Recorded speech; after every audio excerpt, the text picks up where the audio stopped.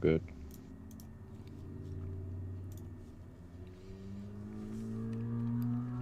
The San Jose Sharks made 5 trades today, including trading Tomas Hertl to the Vegas Golden Knights. After some time to reflect, we're going to break it all down. It's Teal to glasses. It's go time.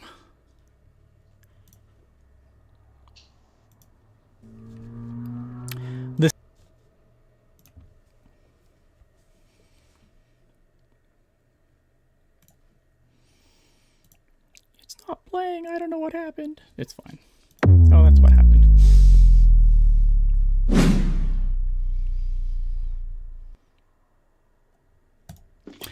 But if you want to be part of the show, you can talk to us in the chat. We got a bunch in the chat waiting for the show to start. And sorry for a little bit of a late start. We will get things rolling here quickly. You can hit us up on all the social media platforms. Look for us on tealtownusa.com. You guys know what to do. Hit the like, hit the subscribe, leave comments down below. Let's get this thing going. You may not like the trades today, but please like our show. Yeah. Don't take out the trades today on our show. Tonight it is myself. I am at Ian Blogs Hockey on the Turn Machine, also known as Ian Reed. I have Mr. Kevin Lacey with me, and I also have Mr. Marky Mark. How you doing, Mark? It's been a while. I'm doing good. Yeah, I feel like me and you only chat on like draft day or days like this where big things happen. So I feel like our emotions are always kind of running a bit high. Kevin, how you doing, buddy? No, I'm not on mute. That's my reaction. I was here last year with you guys on Teal Town Live telling you why the Timo Meier trade wasn't that bad. Yeah. I can't defend this one. And so I'm going to, I don't know. This is going to be, I think, a lot of just today. So Sharks fans, we're right there with you. We'll chat about it. It'll be a good conversation. It'll be therapy here. I don't know where you want to start, guys. I mean, like we're going to work our way up to the process of switching over from NHL Network's coverage to getting that TSN feed when all of a sudden the Hertl trade went down, and I'm like, oh my God, I have to get the TSN feed up immediately because this can't be real. So I found it on TV right away. So I figured everything on Twitter was true. So me and Kevin were like, Kevin, I had tweeted out because I was like about to leave for work, right? And it's like, nothing, it's like, whatever. I thought at this point, like, a lot of things happened after I went to work. Like, so I tweeted out like, well, this has kind of been a whatever, trade deadline. It's, it's meh. And Kevin's like, what are you doing? Like, what are you doing? What are and you then like about? A second later, that is when it happens, right? That's when the Tomas Hertl trade gets announced. And like, I'm doing all the frantic things, right? I'm like, oh no, this is Chris Johnson. I follow Chris Johnson. I'm like, but I'm going through the account and like making sure that everything is right because I don't want to like go to work thinking that Tomas Hertl's been traded and then find out later like I'm an idiot. It's just somebody with a blue check mark that spoofed the account, right? No, so it was Tomas Hertl. My bad. Right. Who is a real player, by the way, just for the record. I was just like, fuck. What, like, is this gonna happen? And so I think I have a lot of things, and we're definitely talk about it. I think that's the one that we'll obviously finish on because I think that's where the most of the conversation is going to be, and I think we can fly through some of the other ones here really, really quickly. Again, so if everyone watched today, we appreciate you watching earlier. I think what we do, and we do this kind of similar to the draft too, right? We'll do like a big live stream when the draft happens, and then kind of do like a wrap up show where we kind of more concisely break things down. So I think if you were here for the live stream, like that's fun for live, but I don't think that has a ton of value on replay. I mean, maybe it does for some people. So the idea here is to it was a lot of yeah. So I like what we tried to do here is kind of, be more concise and we're definitely going to talk about things, but we've had some time to reflect on it. We're not trying to react to anything in the moment. And kind of go from there. So, I guess we can start with the first trade that I have here. And that is that the San Jose Sharks acquired Klim Kostin from the Detroit Red Wings. The Detroit Red Wings get Radim Šimik and a 2024 seventh round pick, which is owned by New Jersey. Just some quick stuff on Kostin here. He was a first round pick, in 2017. This season with Detroit, he played 33 games. He has 3 goals and assists, 4 points. He's a -2 and has 28 penalty minutes. He had a career high in Edmonton in 57 games. He had 11 goals, 10 assists, and 21 points. That was only a year ago. So that's the first trade. Kevin, I'm going to start with you. Any thoughts on this trade here? Let's start with Mark. We haven't let him talk yet. Yeah, no. I'm sorry, Mark. Did I appreciate it? No, it's all good. I feel like this is one of the better trades Greer made on the day. Mostly just because Šimek at this point really obviously had no future with the Sharks. His deal has pretty much sucked for 2+ years now. He's always kind of been injured. And a 7th rounder in the grand scheme of things is not a big deal. So you get a guy who's young, big body, which we know Greer and Quinn like, and depth forward. So I mean, in the grand scheme of things, this doesn't move the franchise one way or another, but I'd say I at least like the value exchange there. Kevin. You know, we've been praising Radim Šimek for most of the season as the newly and quickly departed named captain of the Barracuda this season, who are playing right now too. There's no update. It's halfway through the game at 0-0.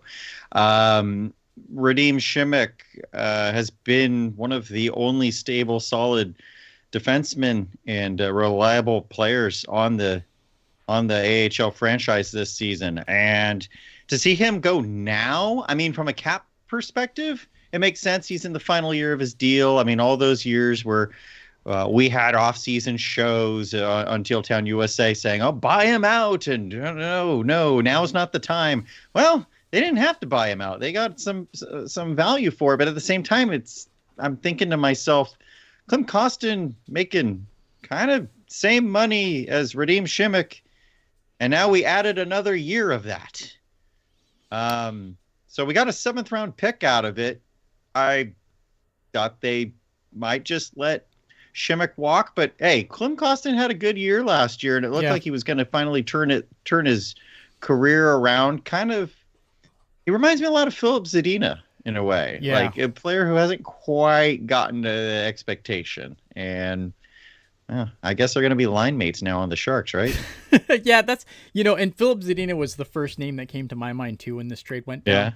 Yeah. Just kind of a similar situation, right? Like a guy who looked like he had kindly found his game in Edmonton and then got moved over to Detroit. Hasn't really worked out for him in Detroit. I don't hate this trade. I mean, it's $2 million next year. I don't think that's a horrible deal for him. I think it's fine. Cap's going up, and the Sharks have a ton of cap space now, apparently. Yeah. And also, but I do want to echo what you said about Radim Šimek. I think Radim Šimek has been a guy who I've sung the praises of all year, for his play with the Barracuda, for being a good soldier down there. I think he's done, it's really easy to be a guy who ends up being in the AHL based on contract, or just, new coach, he doesn't jive with you and you end up in the AHL. It's really easy to go down there and be boo-boo faced and be like, I'm an NHLer, what the hell am I doing here? And Radim Šimek, from all accounts, has been nothing but professional, to the point where they named him the captain. That's probably the kiss of death, I think, now, is Barracuda captain. If you're captain, you're out. For real. So I think, I have nothing but nice things to say about Radim Šimek. The only question I have is, did they assign him to Grand Rapids? I was going to look at that, but with all the Sharks movement today, I didn't even get to my around the league review yet, and so I mean, there are some trades around the league that I'm sure are going to be news to me at this point. Yeah, because I have questions, because I know he wasn't up in the NHL, so I guess they could just assign him to Grand Rapids after trading for him, and he would still be eligible for the playoffs if they sent him there. Then I would assume. That's the only question I have, and I don't have the answer to it in front of me. Sorry, I tried to speak and then I had a video coming up. Freaking TSN. Yeah, no, you're correct on that. And today, folks, as well, was AHL playoff eligibility date. I forget what we call it officially, but anyway, so players needed to be assigned to the AHL. That's why you saw Bordelot in a transaction get sent down. Corona was sent down. They're immediately getting recalled back to the Sharks, but just to make sure that they don't use one of the, I believe it's 4 spots that they can send down. I don't remember how the rule is. Every year I feel like I learn something new about it. So the chat saying that he was loaned to Grand Rapids, so that makes sense. Thanks. I'm not surprised. Yeah. Okay. Yeah, I mean, look at I have nothing but good things to say about Radim Šimić. I think turning Radim Šimić, who you were gonna let walk in free agency anyway at this point, like I can't see him coming back for another round of just like on an AHL deal, and I don't think the Sharks were gonna give him another 2-way deal. So it seemed like him and the Sharks were kind of at an end. So to turn that into anything, I think is a tidy bit of business for Mike Grier. Yeah, they love their former first round reclamation projects at this point. It seems like that's the theme right now. Yeah. Maybe we can pull any sort of magic out of one of these guys who was once highly touted. And the Barracuda aren't making the playoffs. That is true too. All right, so let's move on to the next trade. Let's see what I fired up here next. This is a conditional 3rd round pick in 2024 for Nikita Okhotiuk. The 2024 condition is, I guess Chicago has 2 picks and we get the better of the 2. It is 5th rounder, right? 5th rounder, yes. I'm sorry. Rounder. Okay. Yes, I have 3rd on the screen, but it is a 5th. Who wants to go first? For me, Nikita Okhotiuk really didn't do it for me. I mean, when he was acquired by the Sharks in the Timo Meier trade last year, I thought, there are worse options. There are worse players that the Sharks could have acquired. I mean, he's a physical player, especially at the time last year. I know Okhotiuk was injured coming to the organization and then had surgery as soon as he arrived. So we didn't get to see him last year. But at the time, there was a massive need for massive physical defensemen. And he started out the year hurt. I don't know if he ever really found his ground. And then I think from a management perspective, with having to clear waivers and everything, I think that's the real reason he was on the Sharks, because in his conditioning stint, he was not good for the Barracuda. No. And he did not look any better with the Sharks, to be honest. I felt like time after time after time, he was not in the right defensive position. He's chasing players in behind the net, which you should not do as a defenseman. I think the Sharks were lucky to get more than a 6th or a 7th round pick. To get a high 5th round pick out of this, I'm okay with it, guys. Go ahead. Yeah. For me, I pretty much agree on the assessment of Okhotiuk. I think he had some raw tools that looked pretty good when you watched him, but for the most part, he never really impressed with the Sharks. I was hopeful when we got him, seeing that he was like a former 2nd rounder, and I also would love the Sharks to have like a good physical defenseman, but I don't really think he was that.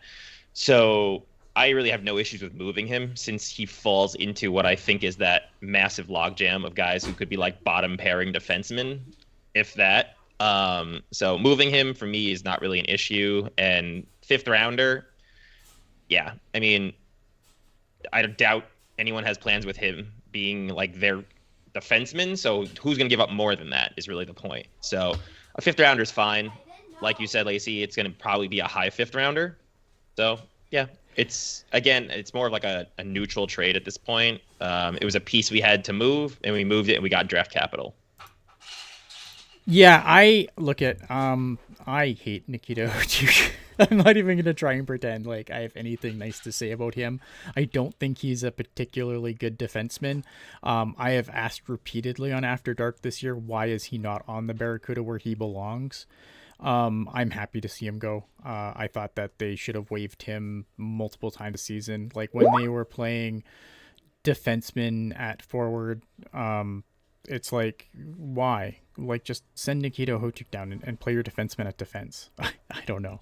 I'm shedding no tears. I strongly dislike Nikita Okhotiuk as a like not. I mean, I'm sure he's a nice guy, but as a player, like I have not been impressed with him this year, and Hey, at least when Nikita Okhotiuk came in, he could be the translator for Shakir Mukhamadullin as he transitioned to coming to the U.S. for the first time, or at least full time, I should say. So yeah, he did have value in that. I'm sure he's a nice guy. Like I don't want to like make him sound like he's the worst human being on the planet. But as far as players go, like I just thought I don't know what the Sharks saw in him. I don't know what David Quinn sees in him. To have him spend as much time in the NHL as he did. I don't know. It is what it is. Is that all we got for that trade? Yeah, I think so. So I want to bring something up here, Sure. and I think the timing is pretty darn good. Okay.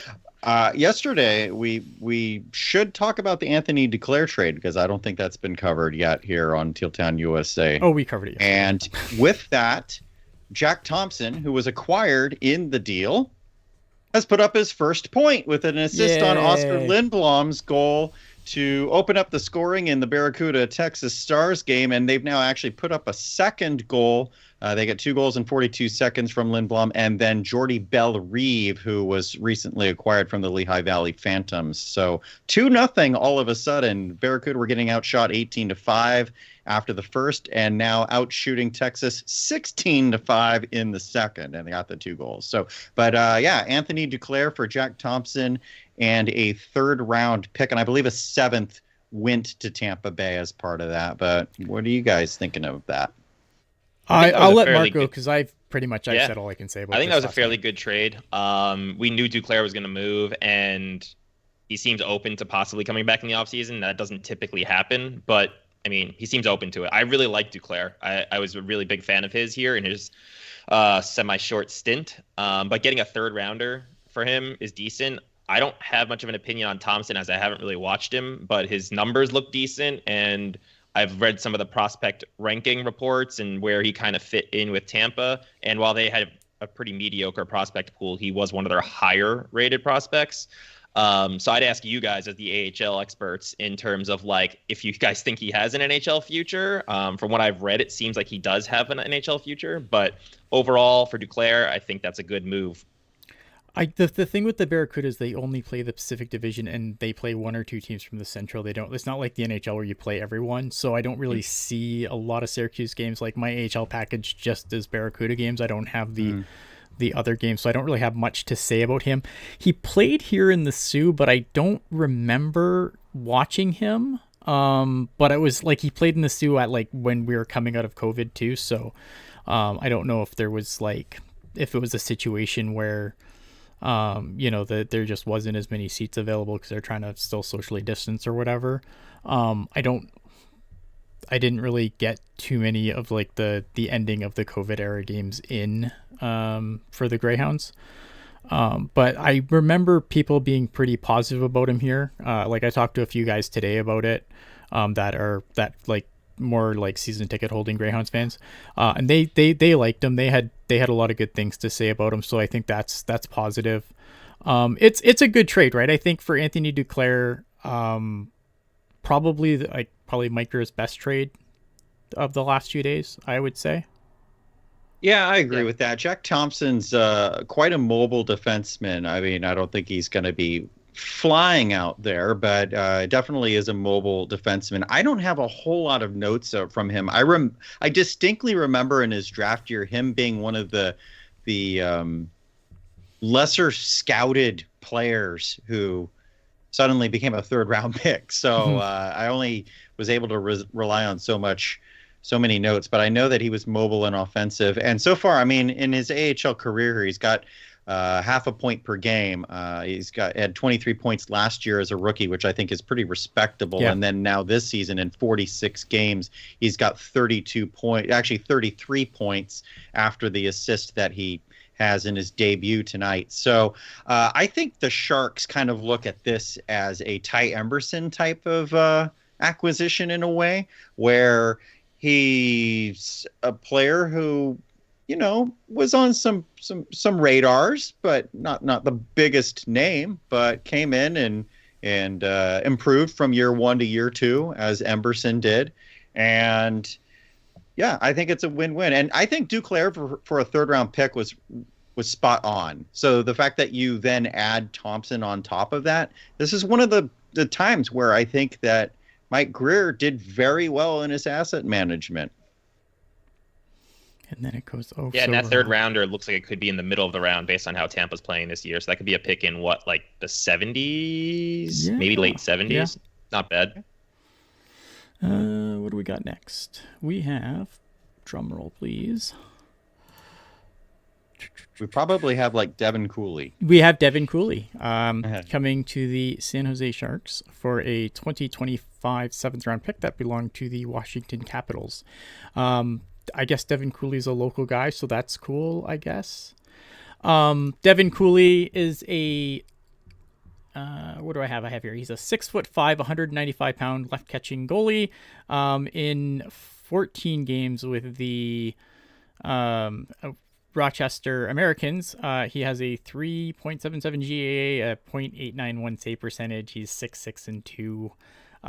Rochester, for those who are curious, is a team that is they are 5th in the North Division, 10th in the Eastern Conference, and 19th overall in the AHL, to give you some perspective on the quality of the team in front of him.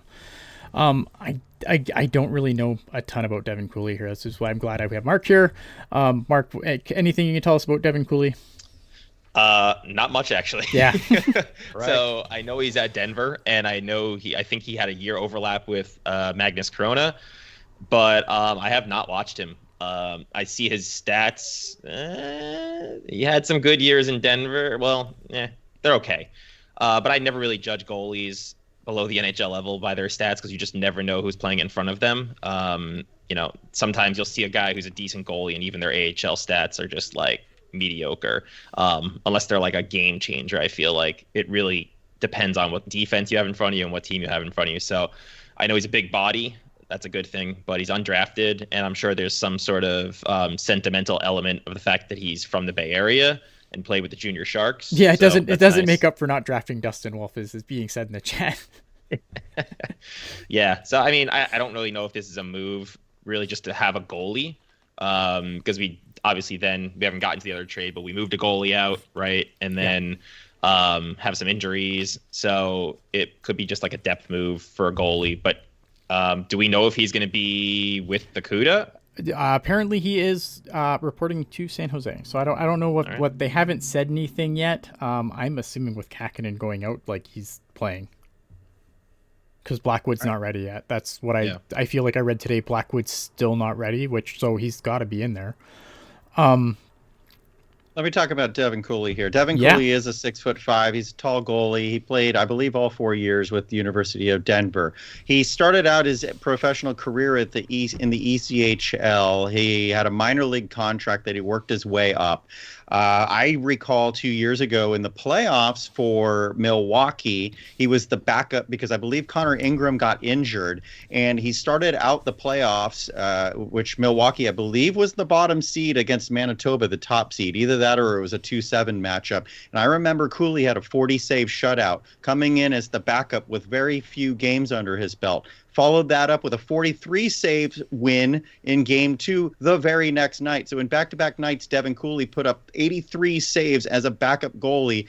They ended up winning the series because, if I recall, Games 3 and 4, Connor Ingram came back in, lost both of those. They put Devin Cooley in Game 5 and won the series. So Devin Cooley, let me just say, I know I'm getting really excited right now. He's a 26-year-old goalie. He's an older goalie. It's going to be kind of an Aaron Dell situation. But I'm okay with a 7th-round pick coming in for this guy because he's got size. Eetu Mäkiniemi's not coming back. Let's not fool ourselves. If he even gets qualified for next season, which I doubt, he's probably going back to Finland, given that he cannot stay healthy and cannot get in the lineup. And he hasn't seized the opportunities that have been presented to themselves. So you get Devin Cooley in. You've got some injuries, you put him in. If it doesn't work out, it's fine. It's a 7th-round pick. You move on. But I like the homegrown story, and as we will allude to, this organization needs some positivity here, because with Hertl gone,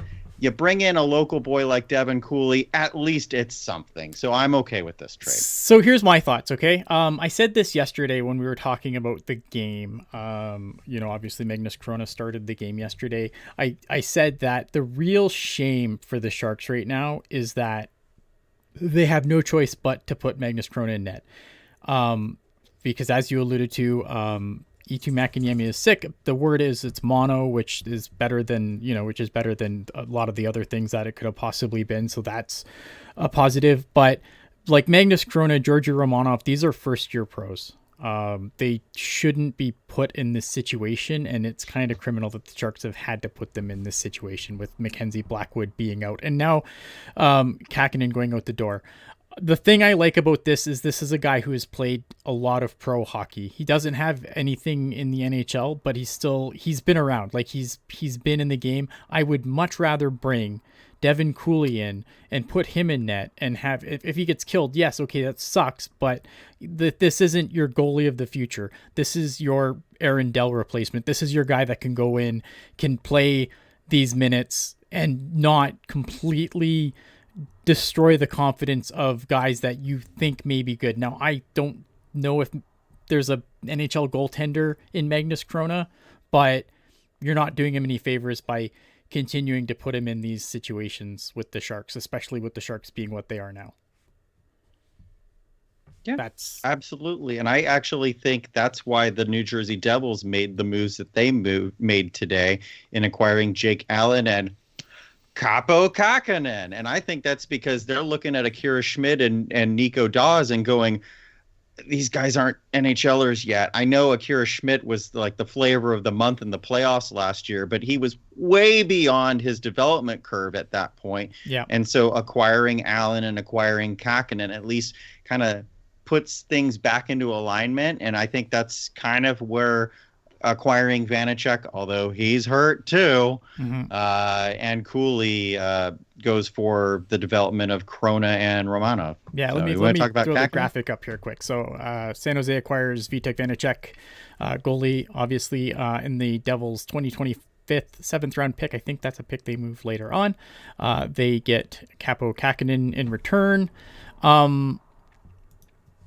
Yeah, I mean, I'll go first, I guess, for this one. Kaapo Kakkonen's a guy who I had questions about going into this trade deadline and going into next year, right? Because I'm always very skeptical of a guy who's amazing when there's money due and then is very mediocre when there's no money due. And that has been the story of Kaapo Kakkonen in San Jose. When he's had money due, he's been really good. And then when he, the year that he wasn't owed money, he was okay at best.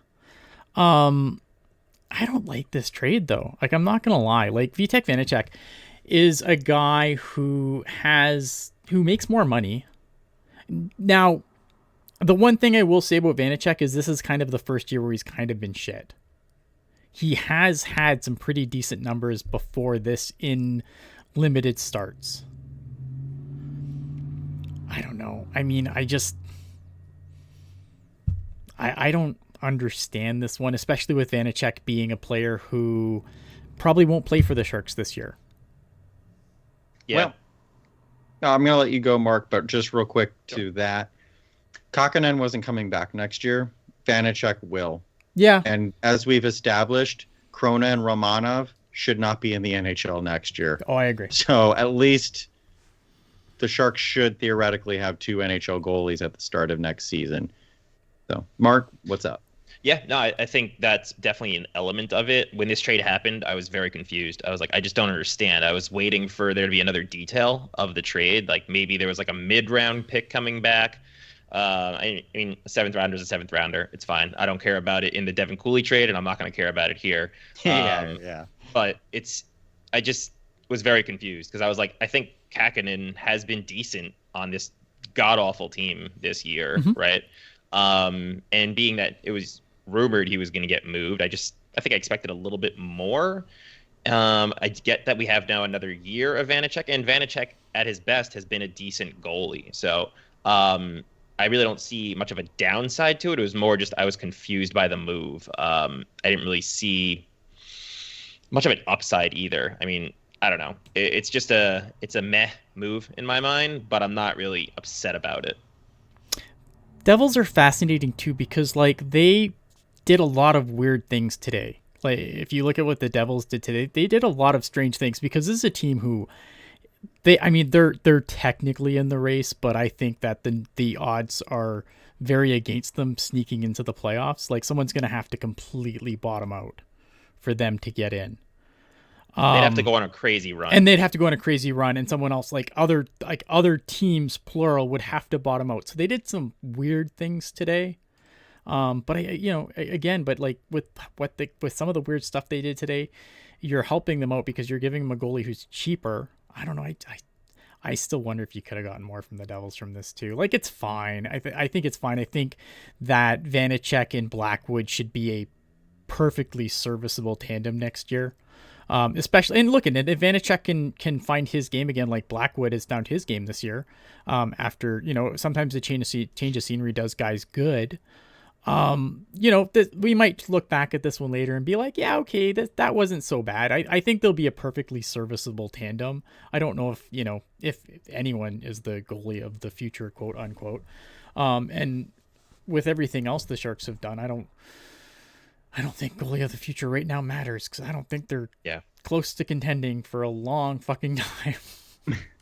Yeah, I think it's an apples for apples trade. I backup goalie for a backup goalie or 1B for a 1B, however you want to look at it. I think it's okay for both teams.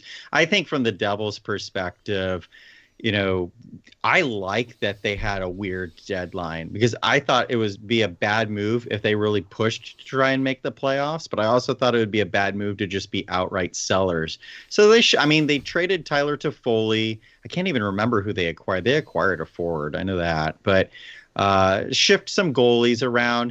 You never know. I think for them, they're like, well, they got Jake Allen. We did too. some things to change it up. If it works, that's awesome. And if it doesn't, they're not hurt by it. So I think it's okay.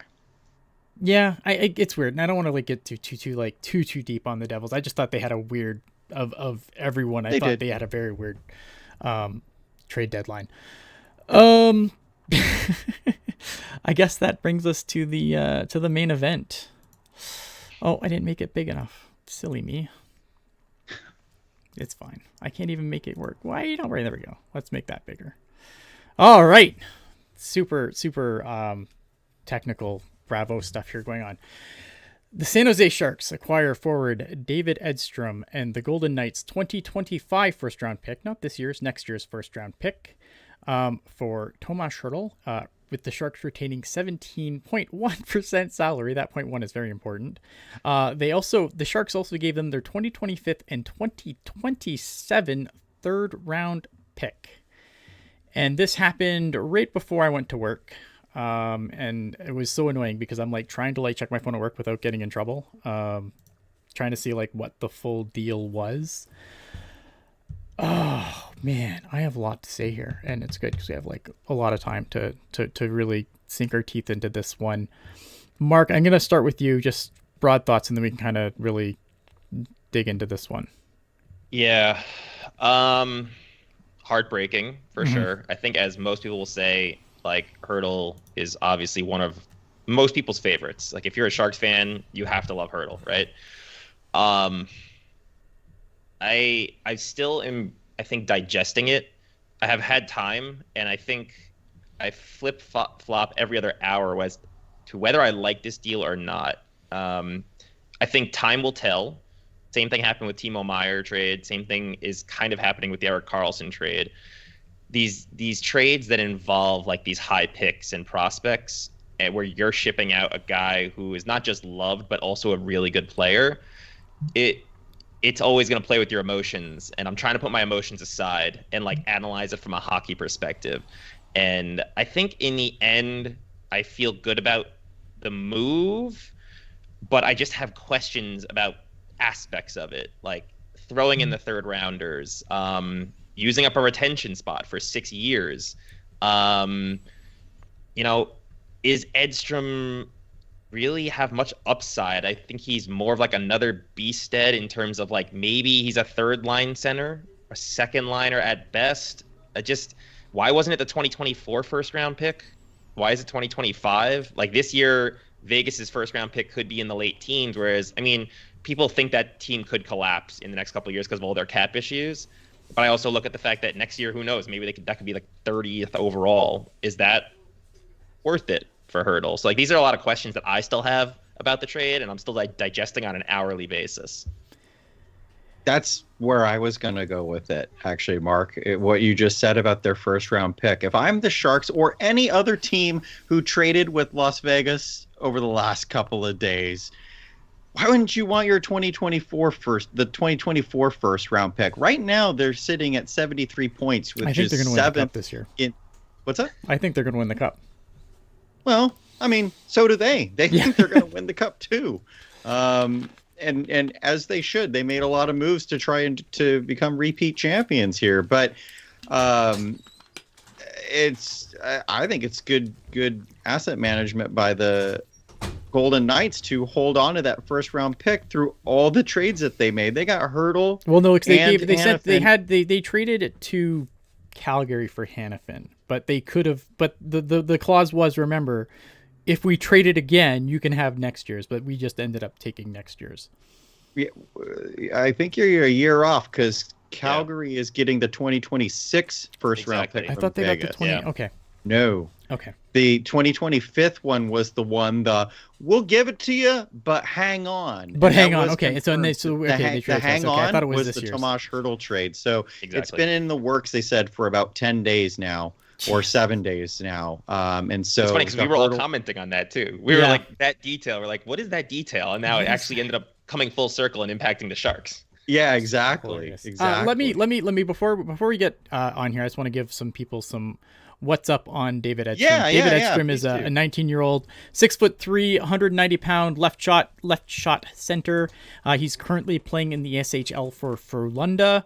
He's played 42 games. He has 6 goals, 11 assists, and 17 points with 8 penalty minutes, and he is a +9. He also played for Sweden's World Junior team this year. He had 3 assists. He was +4, and obviously was a part of a team that went to a silver medal in the World Junior Championship. Sorry, did I cut you off, Kevin? No. But we actually need to backtrack back to Kakkonen. But go ahead and talk about Hertl, and we got to backtrack to Kakkonen for something. Let's do Kakkonen right now, because Okay, John Swenson gave us a $10 super chat. Oh, thank you, John. I love the question that you presented. Does Kaapo Kakkonen pull an Adin Hill and win a cup this year for New Jersey? Well, I think we're probably all on the side of New Jersey's probably missing the playoffs. Yeah. So I would say no, but I mean, won the cup, there's a bonus. Wait, hang on. Wouldn't that be insulting that we were talking about, or at least I was talking about last year, New Jersey needed to get into the conference finals last year and then suck this year so that the Sharks get a first-round pick. We know the Sharks are not getting a first-round pick from New Jersey this year. But what if Kakkonen actually did pull the Adin Hill, and now suddenly the Sharks get the 32nd overall pick instead of somewhere around 48? That would be just mind-boggling. Yeah, sorry. Anyway, thank you, John. I'm sorry. I'm sorry. I'm trying to watch a million things at once here, and I missed your super chat, and I do apologize for that. Obviously, we look at anytime that you guys are kind enough to donate, either in the super chat, the Venmo, whatever. It helps keeps the lights on. We super appreciate that, John. Sorry I missed your question. That is on me. I apologize. Look, I mean, anything can happen, right? I don't know, man. I was pretty wrong about Adin Hill, obviously, so I'm probably the last person to ask, because I'm like, whatever. I'm not Kaapo Kakkonen's biggest fan. I acknowledge he had a really good season this year, and that his value is probably never going to be higher.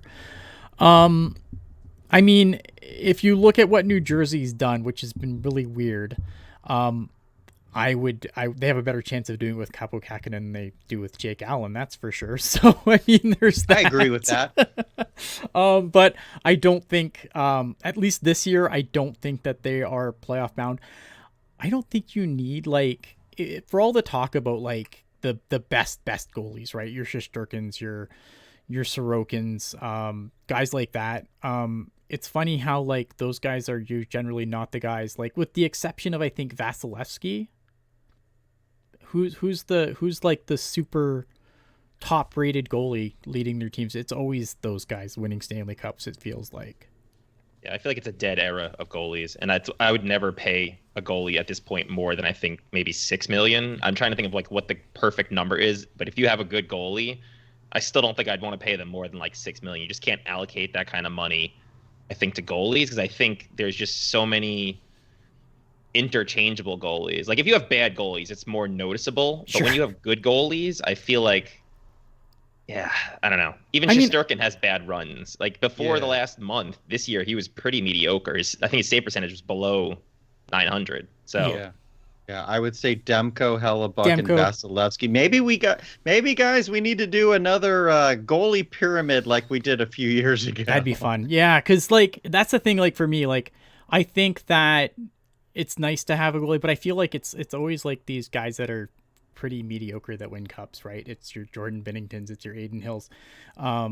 Those are the guys that seem to win the cups. It's with like I said, with the exception of Vasilevsky, I can't think of like a tippy top goalie that's won a cup. We always talk about, at least goalies that we talk about being the best goalie in the league. I don't think anyone's confusing Aiden Hill as one of the best goalies in the league, but he did perfectly good behind a really, really good Vegas team, and sometimes that's all you really need.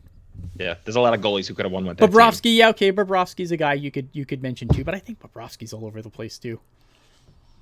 Severely overpaid. Yeah. Yeah, I don't know, man. I hope John, I hope that answered your question. I hope you got your $10 worth out of that. Let me let's get back to this Hertl thing though. Yeah.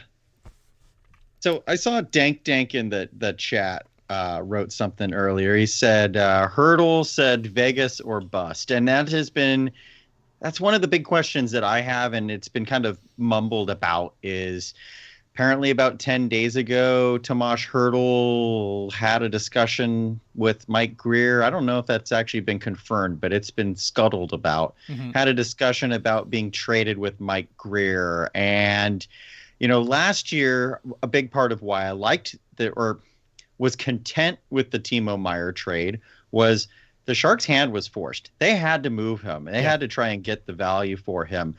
The Hertl trade did not have to happen right now from our perspective, but internally, maybe Hertl and Grier had some kind of falling out. Don't know. Did he force his hand? I don't know, but there's some mumblings. So yeah, so here's my thing with Hertl. I think there's gonna be questions, right? And I think things will come out. Maybe things will come out later. And Hertl wanted the hell out, and if that's the case, that's fine. But I don't know that, and I'm not gonna part of me wonders because I don't know that. I think there's gonna be a lot of copium to try and make this be easier to swallow, right? Well, maybe he wanted out, so it's fine. I don't know that. We don't know. So we're gonna go off our raw emotions instead. Damn right I am. Damn why right not? I am. That's what everyone came to see anyway. The angry Canadian robot. This is my thoughts, okay? And I'm gonna try and not just completely go off the rails here. I'm not and the other thing too, I'm not gonna be. I don't care about the destination. It'd be really hypocritical for Mr. It's a Business to come on here now and be like, they traded him to Vegas of all teams. Like what no. If you're waiting for that, you're not going to get that because there's something, I always come on here and I'd say, well, it's a business, and it is a business. And I think it's easy to forget that. To me, I think there's points in every sports, in every person's fandom where you come to a moment where you start to seriously question that fandom. And I think if you want to look for points and other things that I can relate to in my lifetime, you're talking for me, again, a kid from, Sault Ste. Marie, Ontario, you're talking the Ballard Leafs, you're talking the Pre-Austin Matthews Leafs, you're talking Patrick Waugh getting traded to the Colorado Avalanche, where you where like a normal, like a person, you know, whose fandom is probably usually never in question, like it makes you stop and go, what are we actually doing here? Like, what the hell are we doing here? I think for a lot of people, this is going to be one of those moments, man. I think there's going to be a lot of people being like, oof, what am I doing with this team? I'm not completely there. I think this is probably like to the end of the season, this will probably be the least invested in this team I think I've ever been. So let's talk about the trade itself. There's a lot. I have like a lot of things. I think Mark brought this up too. Like, I don't understand the price. I don't understand the reasoning. I don't understand the price. I mean, the biggest to me, and I'm trying to keep my thoughts in one place here, so I apologize. I'm a little scatterbrained. I'm trying to like make this make sense. The thing that I go back to is, why in the fuck did Joe Will make this contract to begin with without a new GM in place? Like, that's the first question I have, right? Like, why in the fuck was Joe Will allowed to sign this contract before we put a GM in place, before we decided what this team was going to be? It made no sense to me at that point. But we signed him, and I'm like, cool, Tomas Hertl is going to be here for the long haul. Because, you know, a lot of people are going to be like, oh no, this is fine, we're rebuilding, this is what happens. I think you're right, but I think you can look down the highway to a little team called the Los Angeles Kings. You don't have to fucking trade everyone and strip it down to the bolts. You don't have to fucking do... Look who's still there. Drew Doughty's still there. Anze Kopitar's still there. Like, to me, the part that frustrates me about this trade is that, like, you have Logan Couture, who isn't going to play again this season. Who knows what's going to happen with Couture at this point? So who's left? Who's your fucking veteran? Marc-Edouard Vlasic? Great. Like, another guy who's seemed completely disengaged this season is now your veteran. That's the guy who's supposed to glue this shit together. It's brutal. And then, so let's look at the trade itself, right? 2/3. Why are we not only are retaining 17.1% salary, so, you know, to Vegas for 6 years? Why 2/3? I don't understand. Like, yes, you're getting a first, but you're giving up Tomas Hertl. And before any of you fucking morons say, oh, but Tomas Hertl's damaged good, like, Tomas Hertl, this is like the first injury he's had in quite some time. Like, I think the talk of Tomas Hertl being this fucking brittle thing is so fucking overplayed at this point. Yeah, I saw someone in the chat said, oh, his knees are giving out on him. He had surgery, a month ago? And they said he was 2 weeks away from returning. Being out for 6 weeks happens sometimes. His knees aren't falling apart here. Yeah. Like I'm sure where we are in the standings plays a role here. They said this was a surgery that was taking care of something that could be dealt with, I think, later on, right? Yeah. Oh, 100%. So, yeah. I don't think his injuries really are a factor at this point. And I hate the one thing, just adding to your point, Ian, I absolutely hate when everyone just assumes because you turn 30 that your game is going to decline like 20% each season. Like, we have so many examples that doesn't always happen. Nope. And especially with good players, just look at the Crosbys, even Burns, Pavelski. These guys are doing well into their 30s.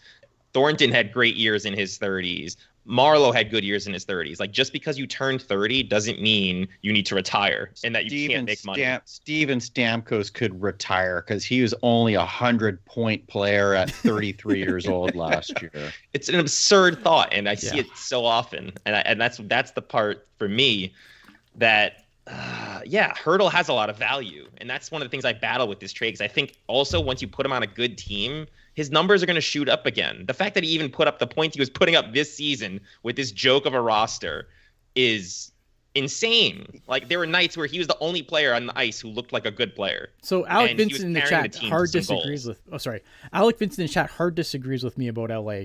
But I see. Here's the thing with LA. LA is still on the come up.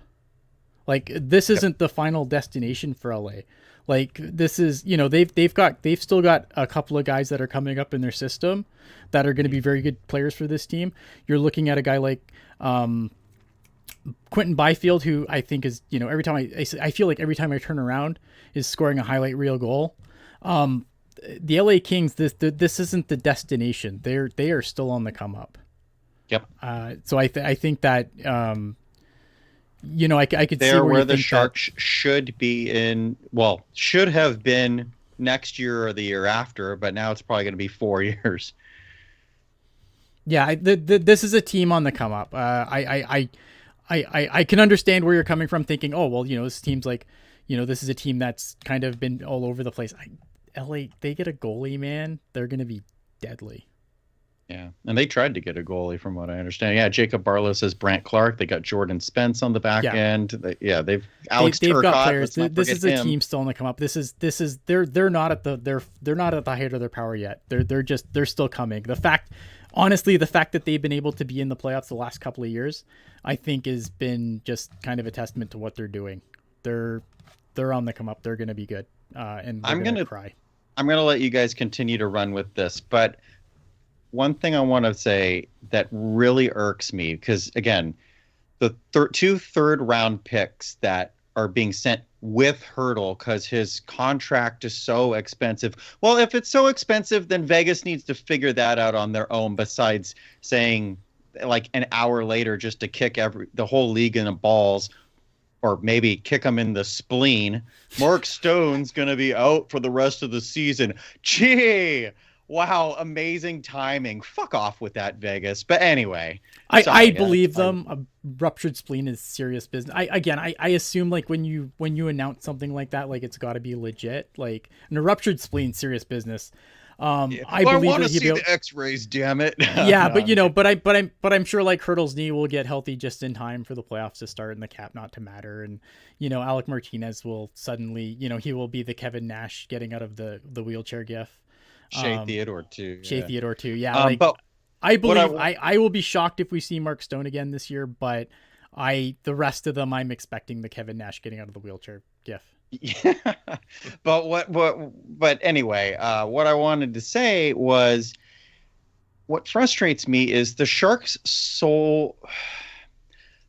traded Hertl from a value of, he's going to be a third line center for Vegas, because he could be. He might be the second line center. He might be the third line center. But they sold from a value of, he'll be your third line center. The Sharks should have been selling, in my opinion, as, he's our first line center. So if you want him, if you want a player like this, pay up.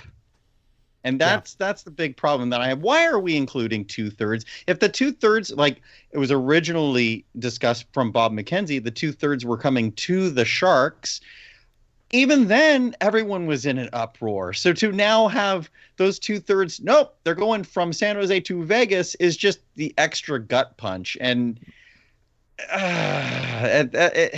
that's a tough pill for me to swallow. Like, I like David Edstrom. Someone like 15 minutes ago in the chat wanted me to talk about David Edstrom. So like, I like David Edstrom. I think a lot of people love David Edstrom. I like him. He's more of a defensive center to me.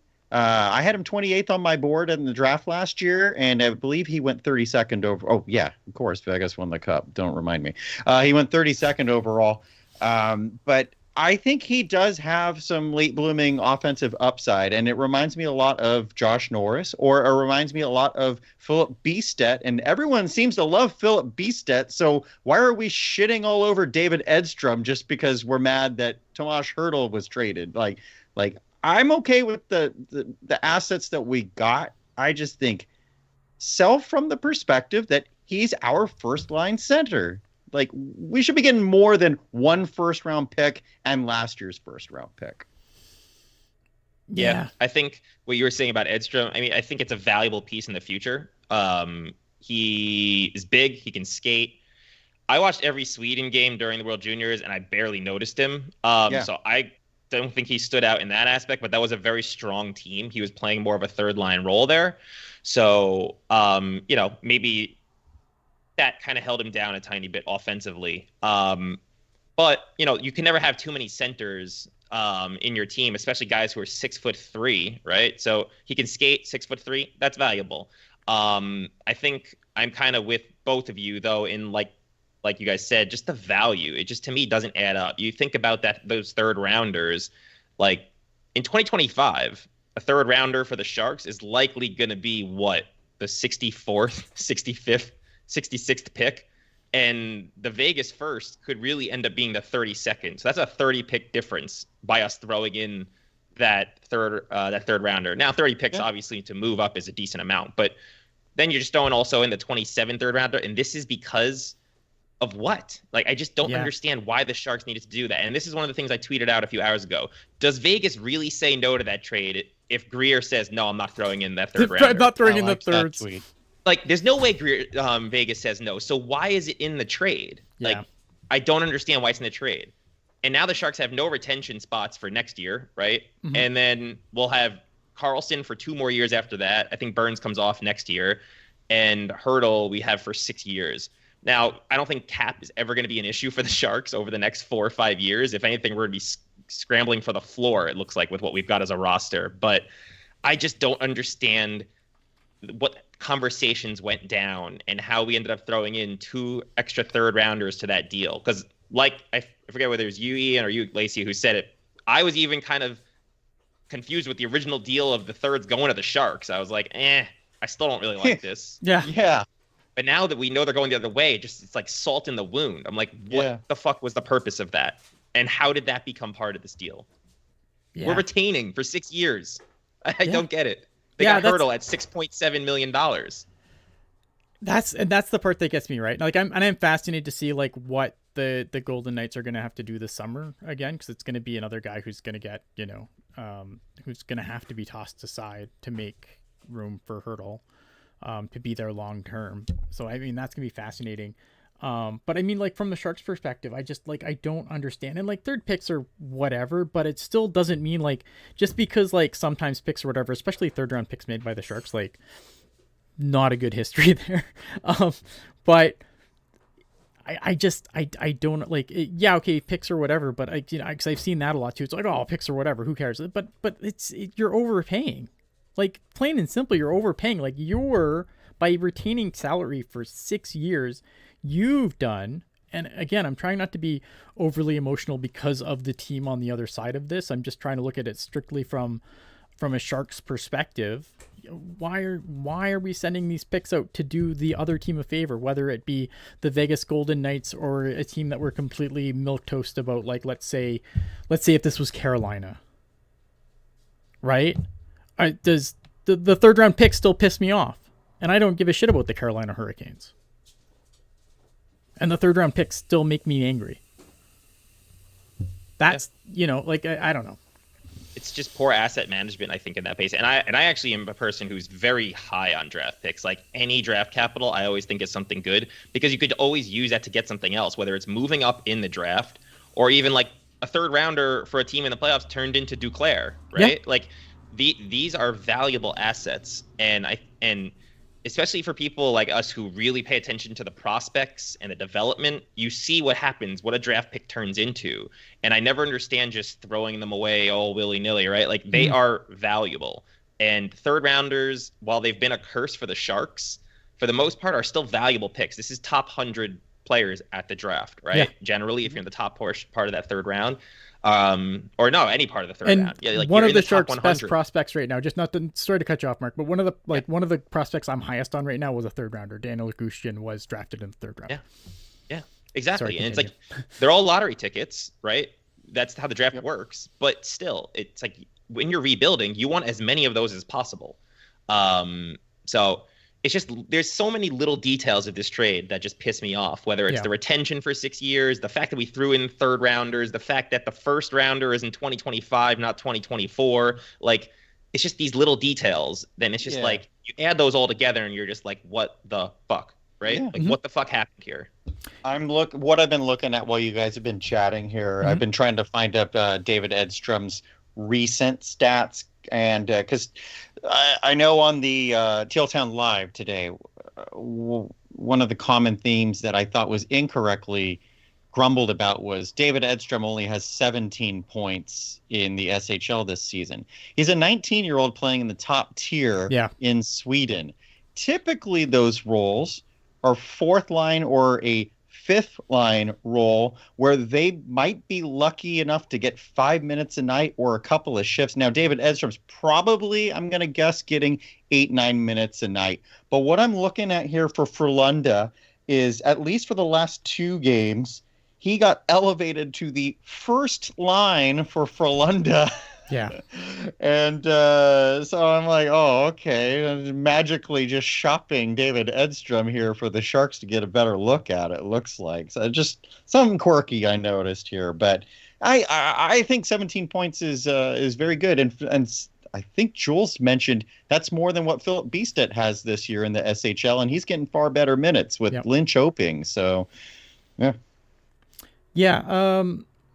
I'm trying to, the chat's like moving like crazy here. We got a ton of people watching, so I apologize. Chat's if I'm not awesome. We're trying to keep up with you guys. We're trying to keep up and we trying to keep are this on the seeing your rails so that we comments to get keep out of them here at going. a decent time. Mark, Denver Doyle in the chat asking, do you think Beested and Musty are on the Sharks next year? No. I think Beested is with the Barracuda, and Musty... I want to say I think he's too good for the OHL right now, but...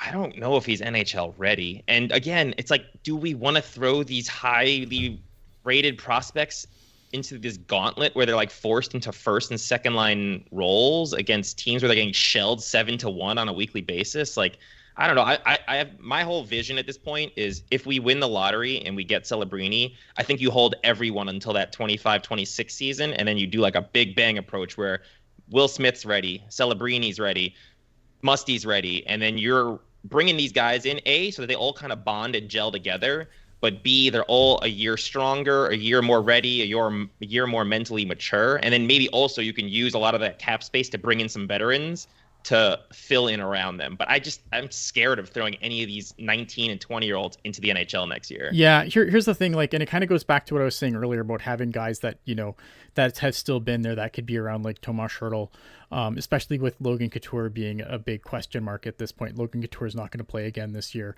So why you still need guys like that around.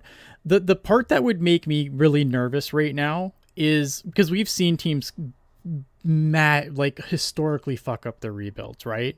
And I think if you want to look at another team in the Pacific Division, the Edmonton Oilers, before they had to rebuild their rebuild, that's exactly what they did. It was all their kids in the NHL at once. They just handed over the keys to them, and it was, you know what I mean? Like, it was Taylor Hall, and it was Jordan Eberle, and it was Ryan Nugent-Hopkins, and they just got handed the keys, you know, and they didn't really bring in the veterans to support them. And that, like, so the idea of bringing a guy like Musty in next year who could play in junior for another little while, right? Like, he can play junior another year and he'd probably be fine there. He can't play in the AHL. That's fine.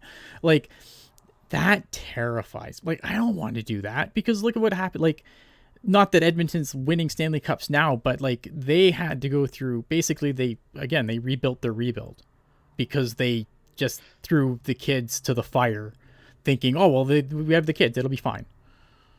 You brought up the exact point I wanted to bring up, Ian. So I'm glad we're all on the same page here. Is I mentioned on Twitter earlier today, I think one thing that I do commend Mike Greer for was, look, we're 2 years into a rebuild.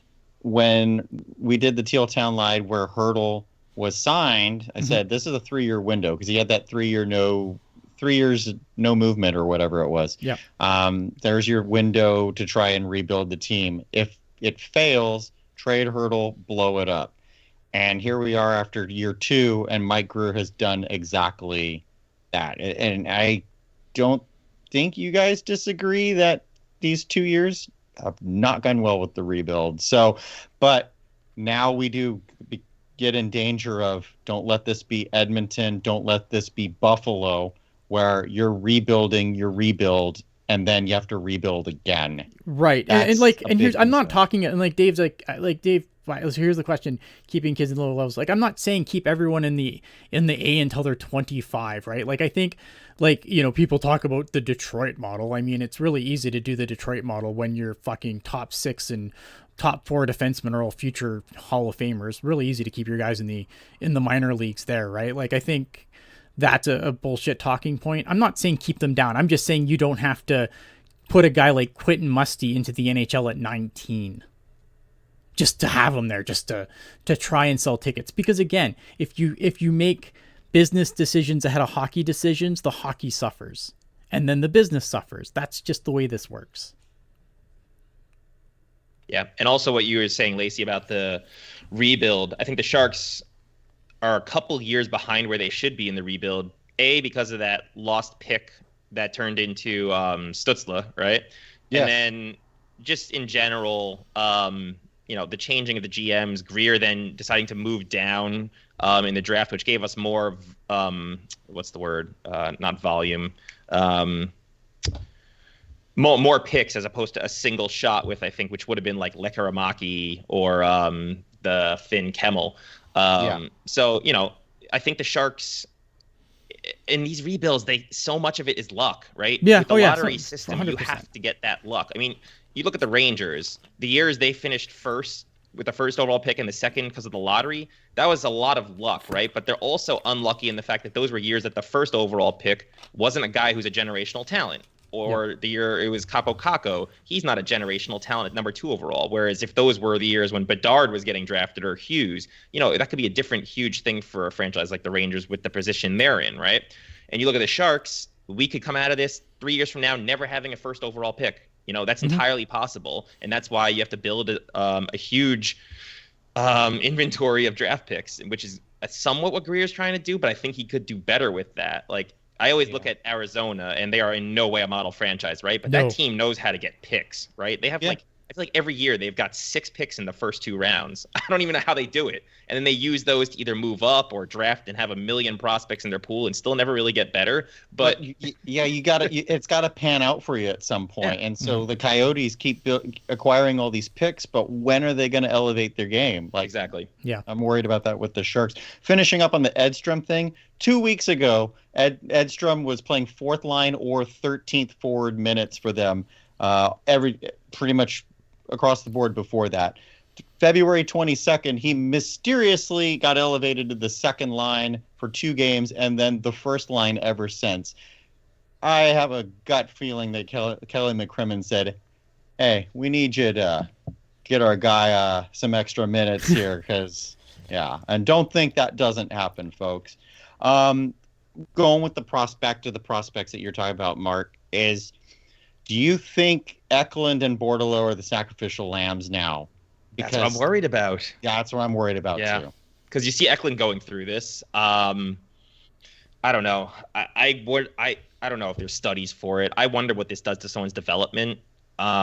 There's just nothing fun about losing the way the Sharks are losing. There's nothing fun about being in this situation. What does that do to someone's mentality? What does it do to someone's loyalty to the team? Like, what does it do to a 19, 20, 21-year-old mind who is excited to be in the pros, right? It's all gravy. But when you're getting shelled every single night and your building is half empty, like, just what does that do to you? I don't know. These are real legit questions. And that's one of what I'm concerned about. Goes to your biggest rival. Yeah. And it's like, these are the things. It's like, I am a big fan of veterans being around the youth movement. Like, that is important. They do need to learn from somebody. And you get rid of Hertl. Who's left? Couture can't play. And it's like you said earlier, Vlasic is not the guy who we want to be the role model for our young players. The guy's sucked for like 3 years. And, I mean, listen, I have a soft spot for Vlasic back from when him and Braun were together for all those years, and he was the best defensive defenseman in the NHL. Yep. Like, he was amazing, but he's not good anymore. So it's like, who are these prospects learning from? Who are they coming up and hearing that veteran voice in the locker room? Is that person going to come via free agency? I don't know. We have an endless cap space now, but I just don't love what I'm seeing. It's like, Will Smith's going to need someone to be there. Yeah. Like, these guys are going to need somebody. You know what? Something else in the chat. Sorry. Give me a second, Kevin. Go ahead. Something that was said in the chat earlier, too, and it's like, oh, well, Edstrom is a guy that people feel could be developed to a higher ceiling. But then, the Sharks don't have a history of development. All right. The Barracuda they're winning right now, which is good. Yay, Barracuda. But they're a fucking tire fire. And they've been a tire fire pretty much the whole time they've been here. Yeah. It's like, oh, it's like, yay, this guy's going to come to the Barracuda next year. Like, this doesn't give me the excitement that it did a couple of years ago, right? Like, I don't know, Kevin, you watch the Barracuda as much as I do. Like, No, you're right. You see the number of players. Ryan, we were supposed to be sold on Ryan Merkley becoming the next Erik Karlsson, and he became the next. I would not even say Lucas Karlsson, who was an AHL All-Star this year. So, it's frustrating to see the Sharks treat the AHL system as, well, we are going to acquire all these picks, but we're only going to try and produce 2 players from the AHL because really we just need a couple of guys. You should be trying to develop everybody. You got to develop the winning culture. I know I say this all the time, but the San Francisco Giants, where did they get the players from to win their World Series in 2010, 2012, and 2014?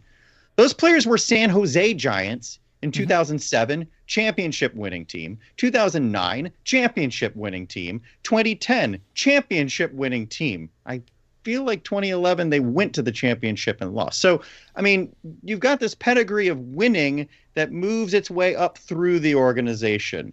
And for the Sharks to, I mean, we're going real old here, but get the Chad Costellos of the world to be their top players in the AHL, Lynn Loynes and Jack Combs. And I know you guys might know Lynn Loynes. I doubt anyone in the chat has heard of the other 2 guys I just mentioned, but like that's where Jordy Bell-Reeve scored a goal tonight. You think Jordy Bell-Reeve should be, a middle 6 forward on the Barracuda right now? Like, bring in some leaders who are going to teach them to teach the prospects to elevate their game. We're not seeing that out of this organization year after year after year, except for the one time where they actually focused in on that, went to the Western Conference Finals. Yeah. And we've never seen that again. And I think like this year too, and I think it's important, like, and I've said this, and Kevin has said this a lot, like this year has been a rough year for the Barracuda too, because like some of the guys they did bring in, like they brought in some good players this year that ended up just being on the Sharks all year. Ryan Carpenter, true. Justin Bailey, like these guys would help this team. I don't know if they would be a playoff team with those 2 guys on the roster, but they'd be better. A good call. Yeah. Right. Like I don't think they've completely forsaken the AHL team, but but again, like you go back to the goaltending, right? Like Magnus Cronus starting in the NHL. He shouldn't be anywhere near the NHL. Oh, sorry. Something just caught my eye. Go ahead. I said, we're never going to see A2 Makiniemi. He's backing up tonight. I am happy that he is back. I'm happy he has gotten over his mono. Georgi Romanov's got 28 saves though right now here in his start against Texas. Anyway, but look at, I mentioned Ryan Merkley. Look at Brandon Coe. People were so elated about, oh man, he could be a steal as a 4th round pick. Everything. He's barely been a 4th line player on the AHL. And why is that? Like the Sharks need to look organizationally and go, why are the players who were supposed to be NHLers someday not coming close to that? Our development has been a real problem, and I think you kind of see that with where the Sharks are as a franchise. I don't know, we used to churn out a lot more talent, I feel like, back in the day, and what you guys were saying also, the winning culture. I think winning and losing are both extremely contagious. Right? Like you cannot just expect someone who's a part of like 7 straight years of losing to suddenly win. Like they may get thrown into a place that has a winning culture and adapt, but that stuff is ingrained in a person, like you just become accustomed to something like this. And that's where it all kind of circles back to Eklund, Bordeleau, and these guys. It's like, I just very much worry about their development and also what this is doing to them years down the line. Yeah. Jerk had an interesting question in the chat, and then I think we'll get into some broad brush final thoughts on Mike Grier and just how we feel about the team. But first thing, get to Jerk's question here. Jerk, anyone surprised that Sasha Chmelevski didn't get traded today, being as like there's talk of him possibly being moved? I know he's doing really well in the K. I don't think the K is as good as it used to be because of politics and stuff that we're not going to get into. But he's done really well over there, and I was kind of shocked when his name got kind of bandied about earlier in the season. I'm like, why wouldn't the Sharks want to bring that guy back? But maybe he just doesn't want to be here, and that's fine. I would look at this team and I'd be like, yeah, I don't want to be here either. Are you guys surprised that Chmelevski didn't get moved today for maybe like a low pick or something? Or not a low, like a, you know what I mean by low pick, late round pick. No, I'm not surprised. I don't know about you, Lacey. I'm not surprised. I mean, I think he should, if he has expressed no desire in returning, I think the Sharks should try and pick up something for him. But this situation does happen from time to time. I think of Carl Soderberg, for example. He was drafted by St. Louis, I think, and then waited it out until he became an unrestricted free agent, basically, and then signed with Boston and became a very prominent NHLer. And we do see that happen. And unfortunately, I think Sasha Chmelevski, if he does get traded, I would expect it to be at the draft or on July, whatever the start of free agent frenzy is at this point. Is it July 5th now? Yeah. Yeah. So Kevin Way says he isn't an NHL player. I disagree. He might. I mean, who knows? Like, but he's still like. But teams take flyers on players like that all the time. Exactly. I actually thought he looked decent in his last stint with the Sharks. Yeah. He had that was one of the reasons why I was surprised we didn't keep him, because I thought he actually had a chance of being on our roster full time the following season. Right. I would very much think he could be an NHL player. Right. I mean, but it's one of those guys that the NHL takes, like NHL teams take a flyer on all the time. I think the question that I would like to end with, and it's very broad brush. How are we feeling overall about the San Jose Sharks, about Mike Grier, about the direction right now, and maybe how has today changed that for you? Who wants to go first? Lacey, how about you go first? I've always been going first. This is tremendously hard to swallow. While you guys were talking earlier, like early on, when was the last time I felt like this about a Sharks, a prominent Shark being traded? And I'm not counting Joe Pavelski because he left via free agency. But that's the last time I felt this bad as a Sharks fan, was when Pavelski left. But in terms of a trade, I was thinking, man, like Jeff Friesen. But the thing of it is Jeff Friesen, we got Teemu Selanne for him. So it was like, man, that sucks. But, right? But Owen Nolan was like, oh my God, that's my favorite player. Owen Nolan's my favorite. But we kind of thought Owen Nolan was going to get traded. I did not see Tomas Hertl come. You know who's gleeful about that? James Duthie. James Duthie's like, all right, we got something for Trade Center. This is hard. This one's hard. I mean, he's the spirit of the team. He's not just the best player. He's the spirit of the team, and he's gone now. And the only other player that you could say would be the spirit of the team, I feel like, would be Logan Couture, and we already talked about that. So, I mean, right now it's like Fabian Zetterlund, pack on the Rockets, because the Sharks fan base is going to need something. And how, from the last two games where the Sharks only drew 6,000 fans or whatever it was. I know on Pucknologists, they had their running bet about, will the Sharks have their first game under 10,000? Well, boy, did we shoot below that the last couple of games. And how is this supposed to, when the team goes scorched earth, it's not supposed to be scorched earth that is like napalm through the seats. Like, I know there's all those glowing lights in the seats now. We shouldn't be seeing more and more of those. And I don't see how the trade that was made today changes that for a long, long time. Yeah. I think it's just a very difficult time, and it just continues to be so. And the last time the Sharks were this bad, I was a child, so I didn't comprehend quite how bad shit really was.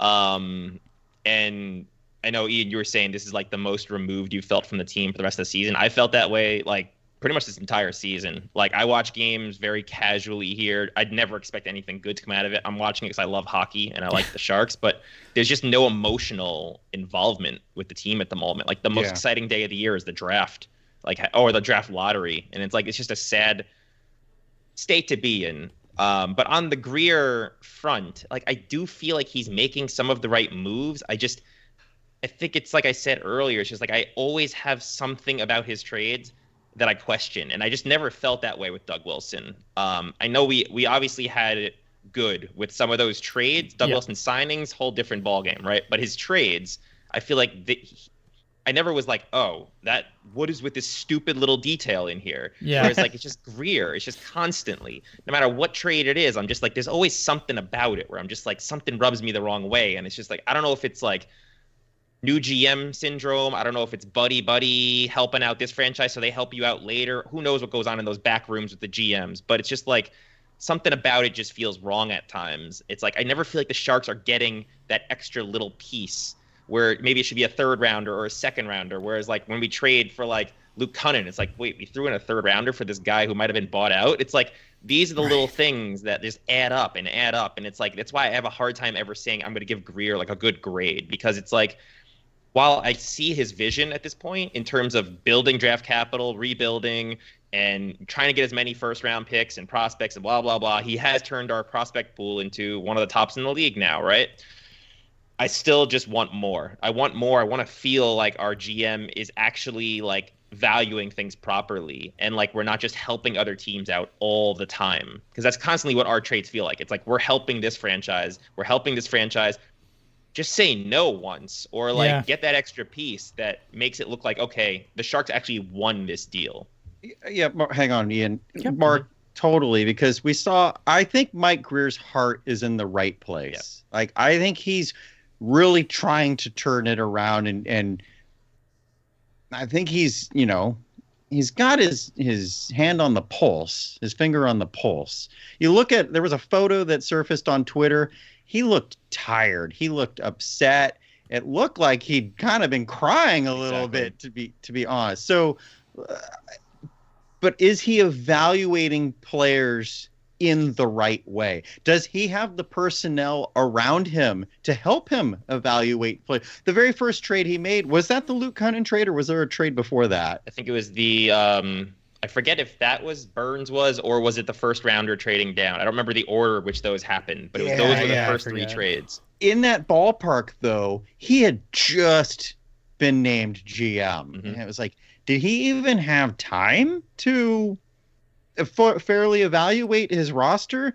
And did the people around him give him good information? Because right out of the gate, people were questioning it. And again, you got to give him the opportunity to blow it up and build it in his own image. But now here we are. It looks like we're rebuilding the rebuild. We're not rebuilding the rebuild. I mean, the rebuild just started. Yeah. It's just, yeah. Sorry, I didn't mean to cut you off.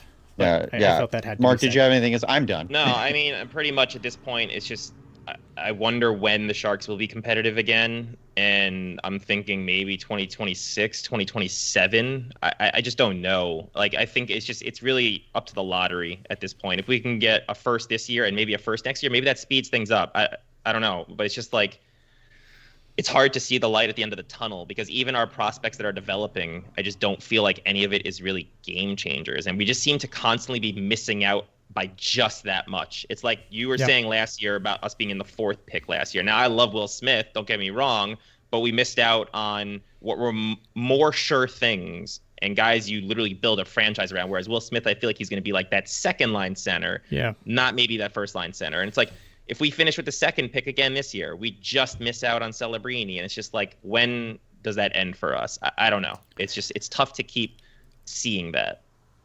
So I think for the most part, I think people that watch this show will agree that I have been very much a trust the process guy. I've been pretty much like, this is what we have to do. There's going to be some pain here. And then today happens, right? And today's the first time I really started to question what the direction is. And I have concerns. And I think I've very well laid out those concerns over the course of the show. So I'm not going to double back on that. This summer, I think will be a big determining factor on where I sit on Mike Grier. Because if we go through the summer and the Barracuda are left in the same hands that they are currently in, well then then Mike Grier is going to be super off the Christmas card list. I can't, that's my concern. There's too many, I'm starting to see too many red flags now with this thing. I don't think today was a complete disaster. I think overall, outside of everything they did was fine for the most part, other than the Hertl thing. And obviously the Hertl thing hurts, and I'm not going to pretend that it doesn't, and that's not influencing my decision, my opinion on this greater than maybe it should be. Yeah, it's possible. I mean, we tried to come on here with a sober, kind of time to reflect on things and kind of collect our thoughts and do the show. And I'm not going to pretend I'm not emotional about this. Clearly I'm very emotional about this. But at the same time, I just feel like there's a lot of red flags starting to pop up, like you guys have said, there's the details in the trades. Why are we just sending all these extra picks for what? Things like that. The fact that the Barracuda have been allowed to be the tire fire that they are. If we have the same coaching staff next year, I don't think that I can bring myself to cover the Barracuda again next year, because I'll still watch them, but I doubt I'll make content about them, because I don't know why I would put myself through that again. This is the most disconnected. I would never stop being a fan. It would take something monumental for me to not be a fan of the San Jose Sharks. That would have to be the San Jose Sharks become the Houston Cactuses. That's probably where I'd jump off, right? I'm not saying I'm gonna jump off the team. I don't think I ever could. I've cheered for this team since I was 11 years old, when they came into the league. But I've never been so down on the direction. We knew the rebuild was a necessary thing. We knew the team had to rebuild. It's something that all teams eventually have to go through. We knew it was coming. But I have questions, and I don't want to completely go over and hash points. You can go back through the 90 minutes of show that we've done, and you can hear all my thoughts again. But I don't know. I have questions about the directions. I have questions about Mike Grier at this point. And I'm slowly turning against Mike Grier. I think at this point, I'm really worried that we're going to be in a situation that we're going to rebuild our rebuild in 3 years, and in 3 years is going to become 6 years, is going to become 10 years. And, because we've seen other teams do that. I have concerns. I hope I'm wrong. I really do. I hope that is just me being incredibly emotional on a shitty day. I hope I'm wrong, but I'm really souring on Mike Grier. Well said. Yep, well said. Well, I guess we have one. We have one good thing to close out the show, and we can't even have it be as good as it should be. So the Barracuda have won. The Texas Stars scored with 13 seconds left, so Georgi Romanov did not get a shutout, but he did make 42 saves in a win in Cedar Park. So Barracuda 2, Texas Stars 1. Wish it was 0. So at least we got something to finish the day, guys. But exactly. This one's a tough one to swallow, and I think you're dead on that this is the low point. Yeah. No. They can't get any lower than this. I don't think. I mean, maybe Mike Grier will hold my beer. I hope not.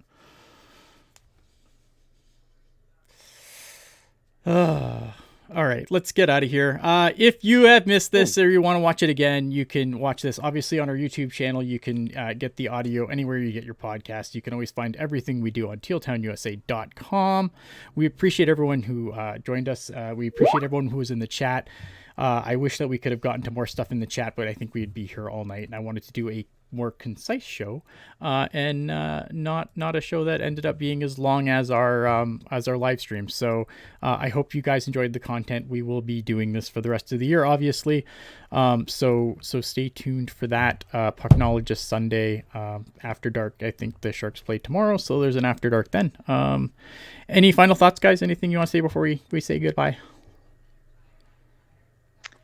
I will say that because the chat brought it up, and we'll leave it as a teaser, because I'm sure there's going to be a Pucknologist on Sunday where they would love to discuss Alexander Barabanov still being with the Sharks, despite the reports that he will be traded. He was told he would be traded. He was not traded. I want to know how, hopefully between now and Sunday, we find out what went wrong there. So I'm at Kevin Lacey 22 on Twitter. I think I need to be off Twitter the rest of the night, though. Yeah, no doubt. So I'm gonna go get a drink, to be quite honest, guys. Like, well, how about you, Mark? Yeah, it's definitely that kind of day. A couple of Molsons will go down very nicely after this podcast. So yeah, no, Marky Mark SJS on Twitter. Definitely been scrolling through there way too much. My phone battery is pretty much dead. And yeah, as you guys have all echoed, tough pill to swallow today. I really don't have too much more than that. Apparently Musty had 7 points tonight. Good job. All right, guys. The OHL. There we go. You can find him at Mark Emark SGS on Twitter. You can find me at Ian Blogs Hockey on Twitter. And with that, I bid you adieu. Thanks for watching. Good night.